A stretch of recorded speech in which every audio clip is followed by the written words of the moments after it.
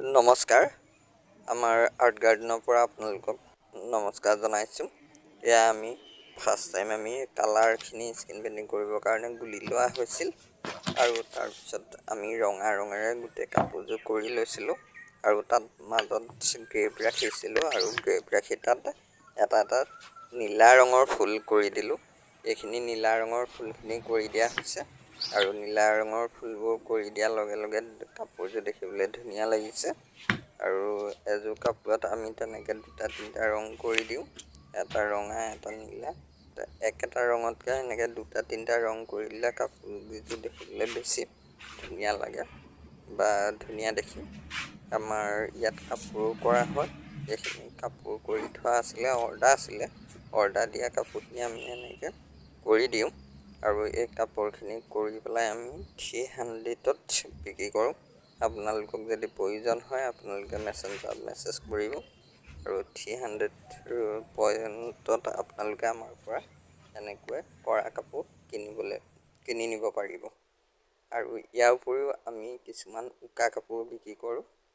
আমি ইয়াৰ অৰ্ডাৰ কৰি থোৱা কাপোৰখিনি আপোনালোকক দেখাইছোঁ।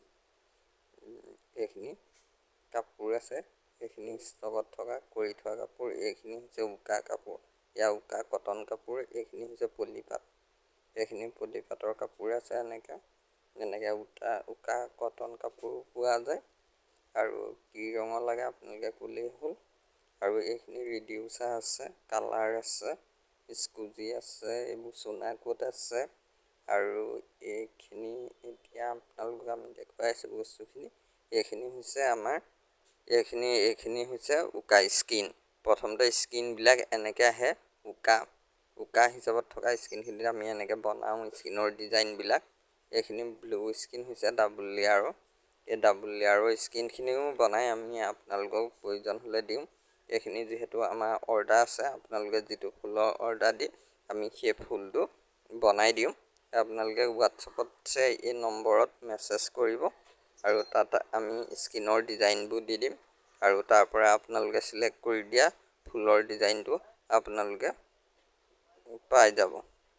এইখিনি আমি বনাই থোৱা স্কিন আৰু এই বনাই থোৱা ডাবল লেয়াৰৰ স্কিন। এইখিনি ছিংগুল স্কিন আছে, ডাবল স্কিন আছে। ছিংগুল স্কিনখিনি আমি 300 টকাত দিছোঁ বিশেষ অফাৰত আৰু ডাবল স্কিনখিনি আমি 400 টকাত দিম ডাবল স্কিন আৰু 300 টকাত আমি এনেকুৱা ডাবল লেয়াৰৰ ছিংগুল স্কিন দি আছোঁ। আপোনালোকক যদি প্ৰয়োজন হয় আপোনালোকে ক'ব পাৰিব। এইখিনি ডিজাইনখিনি স্কিনত বনোৱাৰ আগত আমি ডিজাইনখিনি এনেকৈ বনাই ল'বলগীয়া হয়। আমি এনেকৈ চিলেক্ট কৰি লওঁ ডিজাইনখিনি। এইখিনি পেকেটিং কৰাৰ পিছত আমি এইবোৰ কুৰিয়াৰত জমা দিম। এইখিনি কুৰিয়াৰত জমা দিবৰ কাৰণে পেকেট কৰি থোৱা আছে পাৰ্চেলসমূহ আৰু এনেকৈ কাৰ্টুনত আমি পেকেট কৰি দিওঁ ধুনীয়াকৈ। আপোনালোকৰ যদি প্ৰয়োজন হয় আপোনালোকে যোগাযোগ কৰিব পাৰিব আৰু যিসকলে আমাৰ চেনেলটো চাই আছে, আমাৰ নতুন ভিডিঅ'সমূহ চাবৰ কাৰণে আমাৰ চেনেলটো আপোনালোকে ছাবস্ক্ৰাইব কৰি দিব আৰু লাইক কমেণ্ট শ্বেয়াৰ কৰিব।